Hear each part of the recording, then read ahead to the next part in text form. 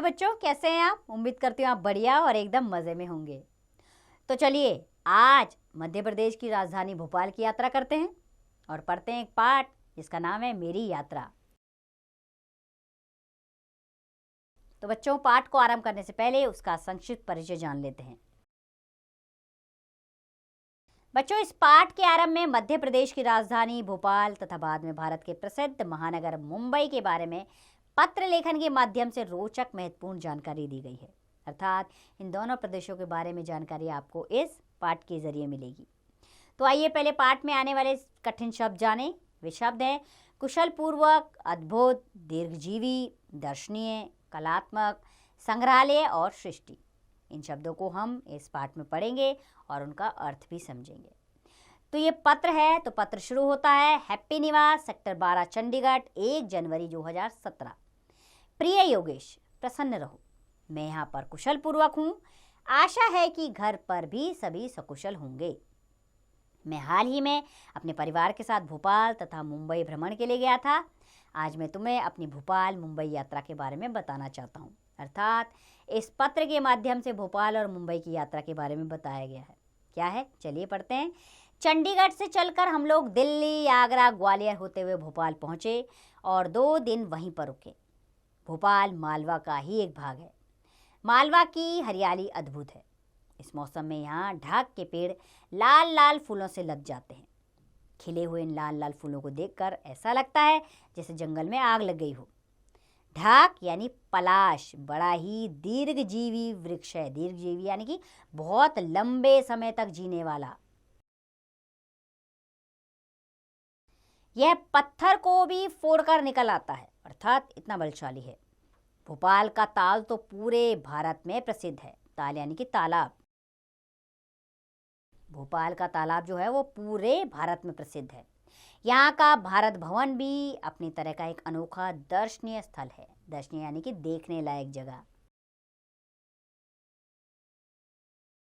यहाँ की एक पहाड़ी पर बना बिरला मंदिर भी दर्शनीय है। रात के समय वहाँ से मेल भारत हैवी इलेक्ट्रिकल्स लिमिटेड की जगजमाती हुई बत्तियों को देखकर ऐसा लगता है मानो रात ने तारों जड़ी ओढ़नी ओढ़ी हुई है। ओढ़नी यानी कि चुनरी। ऐसा लगता है कि पूरा रोशनी से भरा हुआ आसमान जगमगा रहा है। भोपाल में 2 दिन रुकने के पश्चात हम रेलगाड़ी द्वारा मुंबई पहुंचे। भोपाल में तो रात के समय हमें स्वेटर की जरूरत पड़ी थी, परंतु मुंबई में तो रात में भी पंखे चल रहे थे। मुंबई में अनेक दर्शनीय स्थल हैं। हमने गेटवे ऑफ इंडिया भी देखा। वहाँ से स्टीमर यानी कि मोटर बोट, स्टीमर द्वारा हम एलिफेंटा की गुफाएं देखने गए। इनमें से 7-8 गुफाएं ही अच्छी हालत में हैं। इनमें बड़ी कलात्मक मूर्तियां। बच्चों, एलिफेंटा की गुफाएं बहुत प्राचीन हैं। आपको भी कभी मौका मिले तो आप भी जाइएगा वहाँ पर। तो वहाँ पर बड़ी कलात्मक मूर्तियाँ हैं। बहुत पुरानी पुरानी मूर्तियाँ हैं वहाँ पर। कहते हैं इन्हें अरब शासकों ने खंडित कर दिया था। खंडित यानी कि इनको तोड़ फोड़ दिया था। एलिफेंटा की गुफाएं देखकर वापस लौटे तो गेटवे ऑफ इंडिया के समीप ही विक्टोरिया गार्डन देखा। विक्टोरिया गार्डन में एक बहुत बड़ा संग्रहालय है। संग्रहालय जहाँ पर पुरानी पुरानी चीज़ों को संग्रहित यानी कि संभाल कर रखा जाता है। तो एक बहुत बड़ा संग्रहालय है वहाँ पर विक्टोरिया गार्डन में। इसके एक कक्ष में मृत यानी कि मरे हुए मृत जीव जंतुओं का संग्रहालय भी है।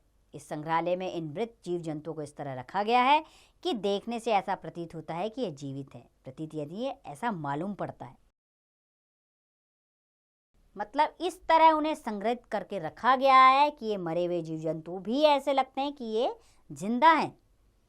विक्टोरिया गार्डन से थोड़ी दूर मछलियों का संग्रहालय है। इस संग्रहालय को एक्वेरियम कहते हैं। यहाँ शीशे के बक्सों में तरह तरह की रंग बिरंगी मछलियाँ थीं। इन्हें देखकर लगा कि परमात्मा की सृष्टि कितनी विचित्र है। सृष्टि यानी कि रचना और विचित्र यानी कि अनोखी। अर्थात लगता है कि परमात्मा की सृष्टि कितनी अनोखी है। मुंबई में परमात्मा की ही नहीं, मनुष्य की सृष्टि भी विचित्र है। ऊंचे ऊंचे बहुमंजिले भवन, अनोखी इमारतें, विशाल कल कारखाने आदि को देखकर दांतों तले उंगली दबानी पड़ती है। अर्थात सब आश्चर्यचकित रह जाते हैं। इतने बड़े बड़े भवन, इतने कारखाने, ये देखकर सब आश्चर्यचकित रह जाते हैं।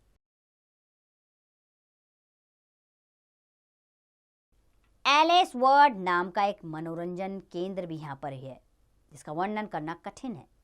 विस्तृत भूभाग में फैले इस क्षेत्र में मनोरंजन के ऐसे ऐसे उपकरण व झूले हैं कि तुम्हें बता नहीं सकता। मैंने यहाँ के कुछ रोचक स्थानों के फोटो तुम्हारे लिए भेजे हैं, देखकर लिखना तुम्हें कैसे लगे।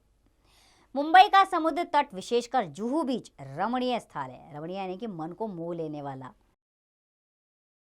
अर्थात जुहू बीच जो है वो मन को मोह लेता है। यहाँ का आकर्षक का केंद्र है।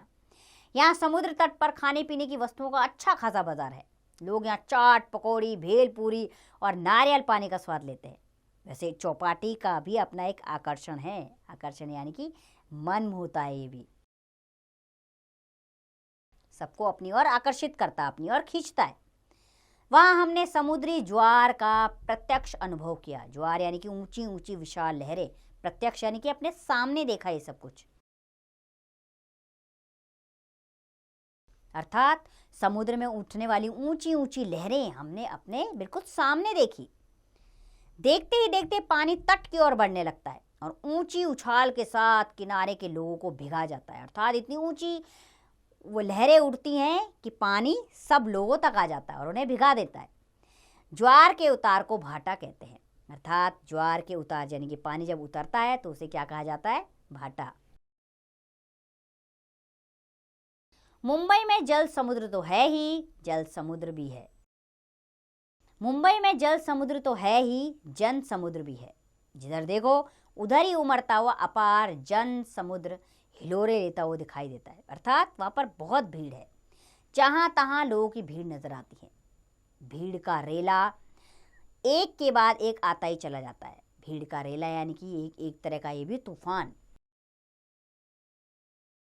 अर्थात भीड़ की भीड़ इधर से उधर आती चली जाती है। बिजली की ट्रेनें आती हैं, भीड़ उतरती है और चल देती है। 2 मिनट बाद फिर दूसरी ट्रेन आ जाती है। इस भीड़ में तरह तरह के चेहरे दिखाई पड़ते हैं। जिधर भी नजरें उठाओ वहीं लोग ही लोग और नवीनतम फैशन दिखाई देता है। अर्थात मुंबई नगरी जो है वो फैशन की राजधानी भी मानी जाती है, क्योंकि यहाँ पर फिल्म सिटी है, फिल्में बनती हैं, इसलिए यहाँ नया नया फैशन आए दिन देखने को मिलता है। चारों ओर बेतहाशा भीड़, बेतहाशा शोर। मुंबई में पहली बार आया आदमी तो इस भारी जन समुदाय को देखकर घबरा ही जाता है। अर्थात इतनी भीड़ को देखकर कोई घबरा ही जाए, फिर धीरे धीरे इसका अंग बनकर इसी में खो जाता है। लेकिन जो यहाँ धीरे धीरे रहने लगे तो वो इसका आदी हो जाता है। मैंने तुम्हारे लिए कुछ पुस्तकें, चित्र और खिलौने खरीदे हैं, जिसे देखकर तुम घर बैठे मुंबई की सैर का आनंद ले सकते हो। मगर इसके लिए तुम्हें कुछ समय की प्रतीक्षा करनी पड़ेगी। प्रतीक्षा यानी कि इंतजार करना पड़ेगा। तुम्हारा मित्र करण। तो करण ने ये अपने मित्र को पत्र लिखा, जिसमें उसने भोपाल और मुंबई के बारे में बताया और यहाँ के स्थलों की जानकारी दी। तो बच्चों, इस पाठ के जरिए आपने इन 2 जगहों के बारे में जानकारी प्राप्त की। आप भी कभी मौका मिले तो इन जगहों पर घूमने जाइए और अपनी शिक्षा का विस्तार कीजिए, क्योंकि जो चीज़ हम सामने प्रत्यक्ष देखते हैं वो हमारे दिमाग में ज़्यादा समय तक रहती है। तो आप भी जाइए और अपने जीके को भी बढ़ाइए। उम्मीद करती हूँ पाठ आपको अच्छा लगा होगा। अब इसका अभ्यास कार्य आप स्वयं कीजिए।